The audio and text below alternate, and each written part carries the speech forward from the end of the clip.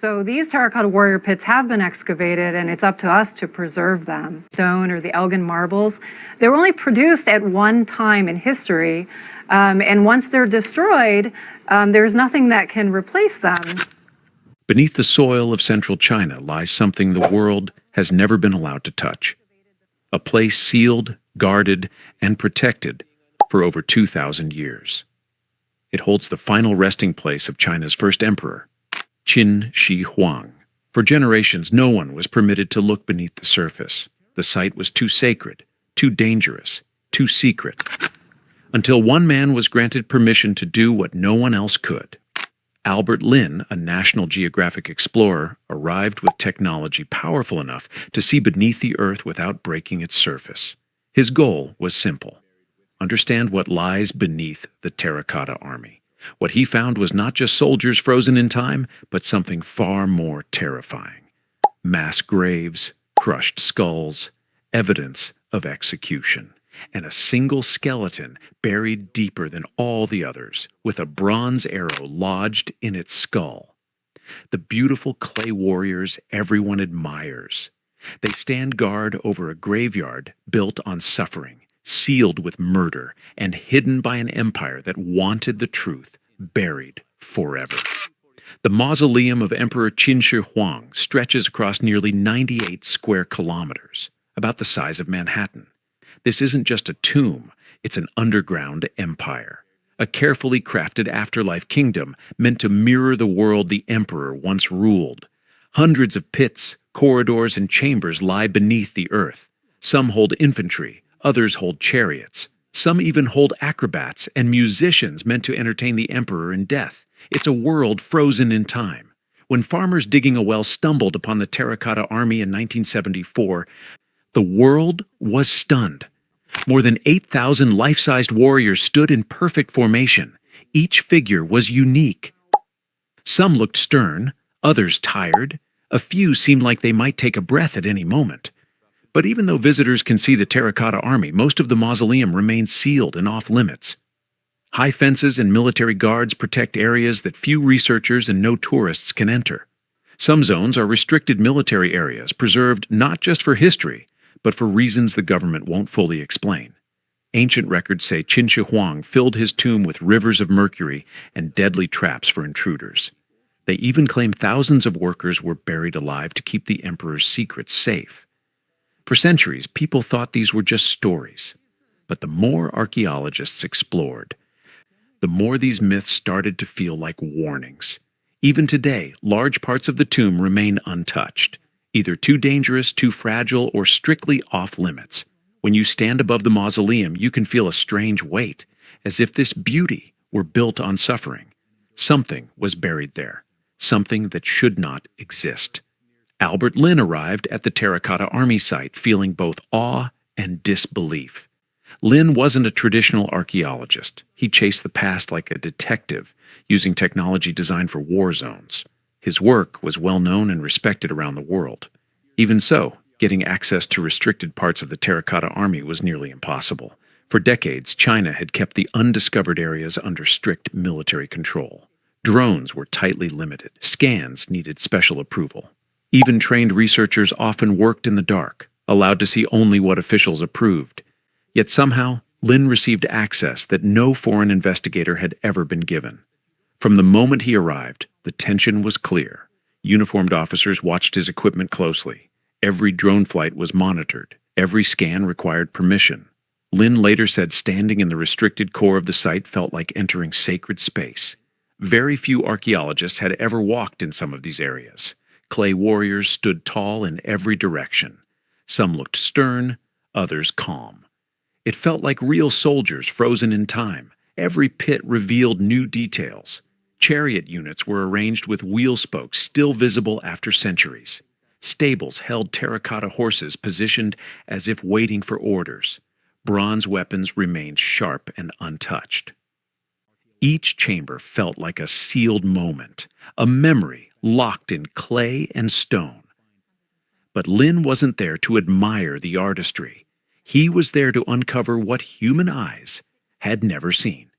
he carefully deployed his drones, each equipped with advanced scanning technology. On the ground, his team positioned radar systems along the floor, mapping deep layers hidden for thousands of years.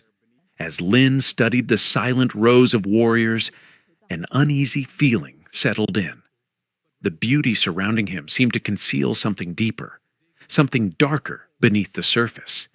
For decades, no one was allowed to fly anything over the mausoleum, not even archaeologists. The area was considered too sacred and too secret. But Albert Lin, armed with rare permission and cutting-edge imaging technology, became the first to send a drone into the sky above it. From above, the sight revealed more than endless rows of warriors. The true scale of the underground world began to emerge. Patterns appeared, grids, alignments, and geometric shapes that could never be understood from ground level. Lin also used LiDAR, a laser-based mapping system capable of cutting through vegetation, soil, and surface layers. Beneath the visible pits lay a vast network of anomalies, empty voids, buried walls, collapsed chambers, and shapes resembling mass burial zones. Some areas showed signs of extreme heat. Then came the most unsettling discoveries. Deep below the infantry pits, the scans revealed clusters of irregular depressions. They were too chaotic to be buildings, yet too organized to be natural formations. Their signatures matched what archaeologists recognize as mass graves. The ground appeared damaged, scarred by violent events. There were fractures in the soil, signs of sudden force, and scattered bone-like signatures. Something terrible had taken place beneath the Terracotta army. Lin stared at the data without speaking. He understood exactly what it meant. What lay beneath the Terracotta army was not just an emperor's afterlife kingdom. It was a graveyard not of honored warriors, but of victims. The truth revealed by the scans was far darker than anyone had imagined. Beneath the flawless rows of clay warriors, beneath the beauty and the grandeur, lay the silent remains of the people who built it all. As Lin's team layered deeper scan data, they realized that this was not a single burial site. The same pattern appeared repeatedly beneath multiple warrior formations. Dozens of underground voids were filled with human remains. For centuries, historians had suspected that Qin Shi Huang ordered workers buried alive to protect the secrets of his tomb. The ancient historian Sima Qian wrote that those who helped build the mausoleum were never allowed to leave. But the scans revealed something far more brutal. Pit after pit showed skeletons with crushed skulls. In several chambers, radar data pointed to violent structural collapses.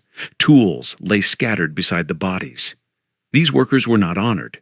They were silenced. Bodies were dumped into chambers, covered with soil, and then sealed forever as the Terracotta army was built directly above them. And then came the tunnels.